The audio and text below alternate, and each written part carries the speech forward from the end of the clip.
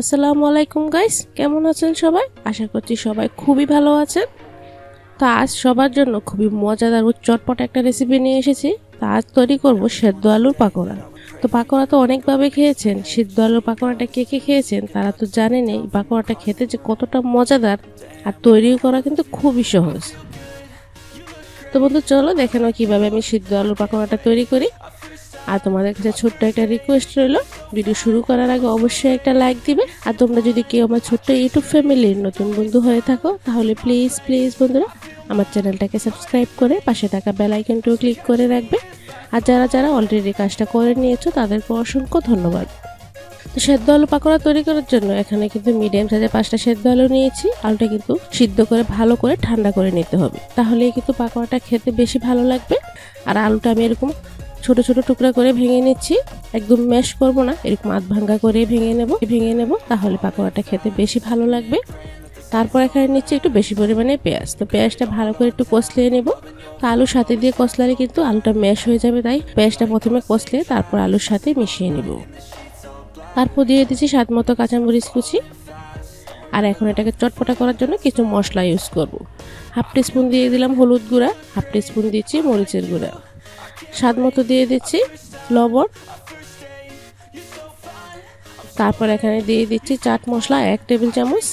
তো হাতের কাছে চাট মশলা না থাকলে ম্যাগি মশলা এখানে ইউজ করতে পারো। আর দিয়ে দিচ্ছি 1 টেবিল চামচ লেবুর রস। তো লেবুর রসটা কিন্তু এখানে অবশ্যই দিবে, তাহলে দেখবে টেস্টটা দারুণ আসবে। আর বাইন্ডিংয়ের জন্য দিয়ে দিচ্ছি এখানে 3 টেবিল চামচ ময়দা। তো ময়দা না থাকলে কিন্তু এখানে আটা বা বেসনও ইউজ করা যাবে। তো ময়দা দিয়ে প্রথমে আমি কিন্তু একটু আলতোভাবে মেখে নিব। প্রথমে কিন্তু এখানে কোনো রকম পানি ইউজ করব না, ময়দার সাথে মেখে যদি দেখি পানি কতটুকু লাগবে সে কিন্তু এখানে পানি অ্যাড করতে হবে। তো বন্ধুরা প্রথমে যদি পানিটা অ্যাড করে দাও তাহলে কিন্তু পাকোড়ার জন্য যে আমি ডোটা তৈরি করব এটা কিন্তু অনেকটা নরম হয়ে যেতে পারে।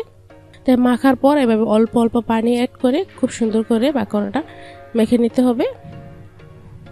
তো এখানে কিন্তু 2 টেবিল চামচের মতো পানি লেগেছে। পাকোড়া ডোটা দেখো খুব সুন্দরভাবে তৈরি হয়ে গেছে, এটা ভাজার জন্য একদমই তৈরি। তো চুলায় একটা প্যান বসিয়ে পর্যাপ্ত পরিমাণ তেল দিয়ে দিলাম। তো তেলটা যদি ভালোভাবে গরম হয়ে আসে এই পর্যায়ে দিয়ে দিচ্ছি আমি পাকোড়াগুলো। আর এরকম ছোট ছোট করে পাকোড়াগুলো দিচ্ছি। এই পাকোড়াগুলো একটু এলোমেলোভাবে দিলেই কিন্তু খেতে বেশি ভালো লাগে আর খুবই মুচমুচেও হয়। আর এরকম ছোট ছোট এলোমেলো করে পাকোড়াগুলো সবগুলো আমি দিয়ে নিলাম। আর মিডিয়াম আঁচে এটাকে একটু ভালো করে ভেজে নিতে হবে। যখনই দেখবে এক সাইড থেকে খুব সুন্দর একটা কালার চলে এসেছে তখন কিন্তু এটাকে উল্টিয়ে দিতে হবে। তো কাঁচা অবস্থায় কিন্তু এটাকে নাড়তে গেলে পাকোড়াগুলো ভেঙে যাবে আর ভিতরে অনেক পরিমাণে তেল ঢুকে যাবে, সেক্ষেত্রে পাকোড়াটা খেতে একটু ভালো লাগবে না। তাই যখন দেখবে এরকম হালকা ব্রাউন কালার হয়ে এসেছে তখনই কিন্তু এটাকে উল্টিয়ে দিতে হবে। এই পর্যায়ে উল্টে পাল্টে কিন্তু এরকম সুন্দর একটা কালার চলে এসেছে। এখন একটা স্ট্রেনারের সাহায্যে তুলে নিচ্ছে। খুব সহজে কিন্তু এই পাকোড়াগুলো ভাজা যায়, সময় কিন্তু খুবই অল্প লাগে। তো এখন আমি দ্বিতীয় স্টেপে যে পাকোড়াগুলো ভাজবো সেগুলো দিয়ে নিচ্ছি। তো তোমরা দেখেই বুঝতে পারছো পাকোড়াগুলো দেখতে কতটা সুন্দর দেখাচ্ছে, আর খুবই সহজভাবেই কিন্তু তোমাদের তৈরি করে দেখানোর চেষ্টা করেছি। এরপরও যদি তোমাদের বুঝতে কোনো রকম অসুবিধা হয় তাহলে অবশ্যই আমাকে কমেন্ট করে জানাবে, আমি অবশ্যই রিপ্লাই দেওয়ার চেষ্টা করব। আর কোনো রকম রেসিপি যদি তোমরা দেখতে চাও তাও কিন্তু আমাকে কমেন্ট করে জানাতে পারো, আমি তোমাদের তৈরি করে দেখাবো।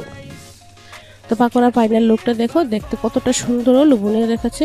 তো বন্ধুরা সত্যি কিন্তু পাকোড়া আমি এত খেয়েছি, এই পাকোড়ার মতো কিন্তু খেতে কোনো রকম পাকোড়াই ভালো লাগেনি। তো তোমরাও বাসায় অবশ্যই ট্রাই করবে, তাহলে বুঝতে পারবে এতটা মজাদার এই পাকোড়াটা। ভালো লাগলে লাইক কমেন্ট শেয়ার করতে কিন্তু ভুলবে না। তোমাদের ছোট্ট একটা লাইক এবং কমেন্ট আমাকে কিন্তু অনেক দূরে এগিয়ে যেতে সাহায্য করবে। তো আজ এখানে শেষ করছি, নেক্সট ভিডিওতে আবারও দেখা হবে। সে পর্যন্ত সবাই ভালো থাকো, সুস্থ থাকো, আল্লাহ হাফেজ, আসসালামু আলাইকুম।